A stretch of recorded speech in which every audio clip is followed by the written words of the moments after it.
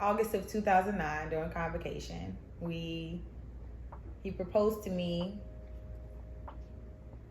April of 2010. And we actually eloped.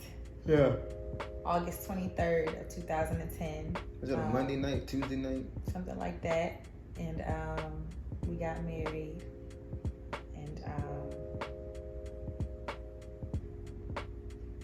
something I do not regret whatsoever. We got married by our pastors at the time at the church. It was just us two. The pastor and his wife. And then they paid for us to go to a hibachi spot. Yeah. Afterwards. And I'm telling you, we were planning a wedding. My bridesmaids had already bought dresses, all that kind of stuff. So, all that was in the works. But we were being faced with pressure. Yeah. And one of the things about Sadell and I, when we're faced with pressure or we feel like we're being back up against the wall, we're going to get tighter together and we're going to bust the wall down. That's just how we're made. Usually nothing against anybody. We just... Don't come... We just made the decision for ourselves. Yeah. We did what we felt at the time was best for us. And so that's why we got married. There's really no other explanation, to even make it make sense. Yeah. At the time, for us, we did what we felt we needed to do with regards for one another, and we went ahead and got married. And we celebrated a celebration of union reception in October of that year. October of 2010. Year. So all the pictures that you see that come forward on Facebook, that's from our reception that we had a couple months afterwards.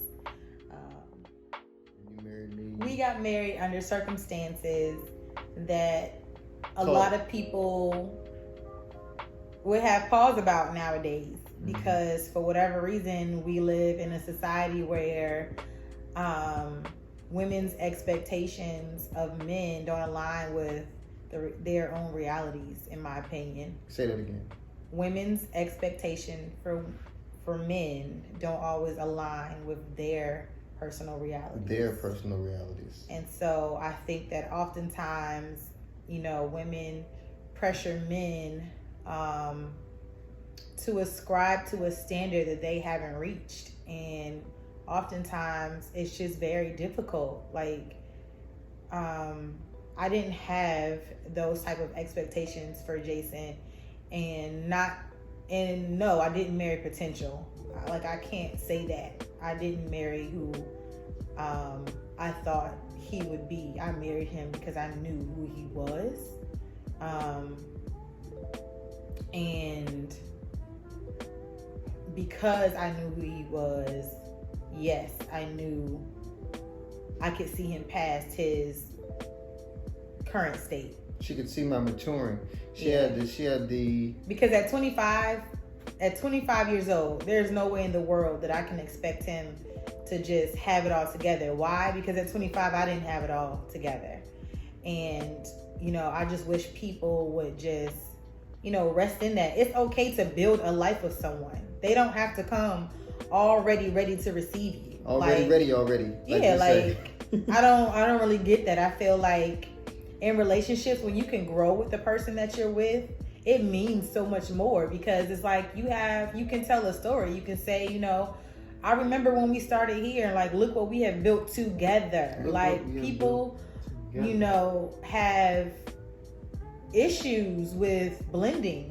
Jason and I are one, and no disrespect, to anybody else's relationship, because I know that our relationships are different and people's values are different, and what's okay for them or what works for them may not work for someone else. But from the very beginning, they're my beginning and Jason's beginnings intertwined to the point where you don't know where either one of us ends. And it's we do everything together. Our bank accounts are joint.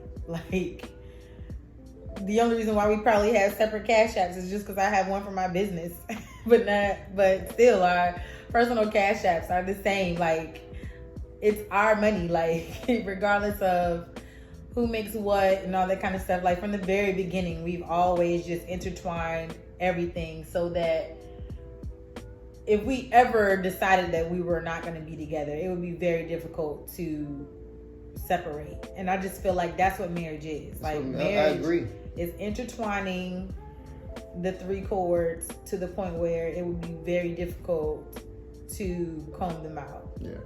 To be able to figure out, you know, what strands go with what.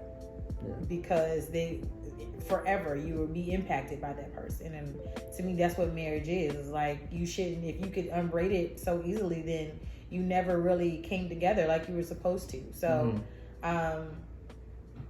you know, I just had realistic expectations, I guess, on, you know, what marriage should be, and building together. Like, you are supposed to, like, brick by brick, you know, prepare your foundation, so that it could be solid, so that it could be firm. And I can honestly say that I know that we have done that with one another, that regardless to the difficulties that we have faced with being married and getting married, what some would say so abruptly, you know, we were able to overcome those things. And no, it was not easy. It was not easy to try to overcome all of the things that we have within our marriage. But, you know, we have done it, and we have been rocking together, you know, for 12 years because of our faith and because of our knowledge of counseling. You know, his mother is a neuropsych, and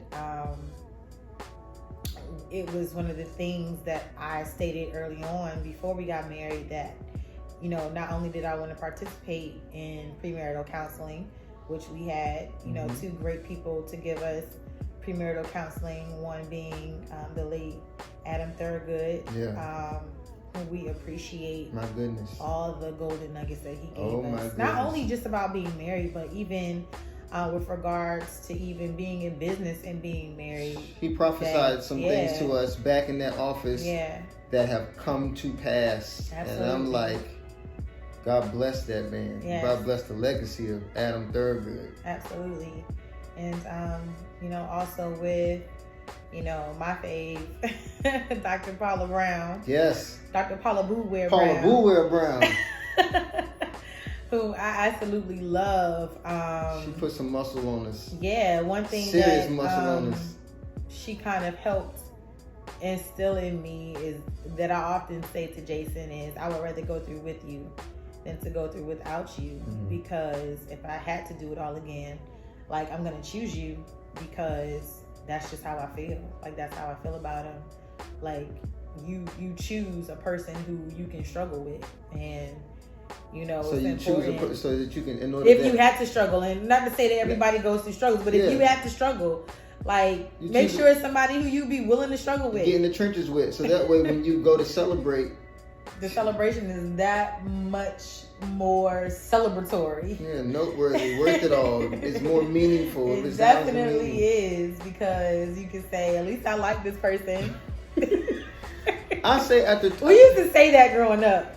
Yeah. We used to look at people who were married and used to be like, they don't even like each other. And like, I didn't want that. I didn't want to be in a marriage where I looked over at my husband like, I don't even like this dude. Like, I never wanted to feel that way. Like, at the end of the day, like, people thought I was pregnant because we got married so fast. That was a lie.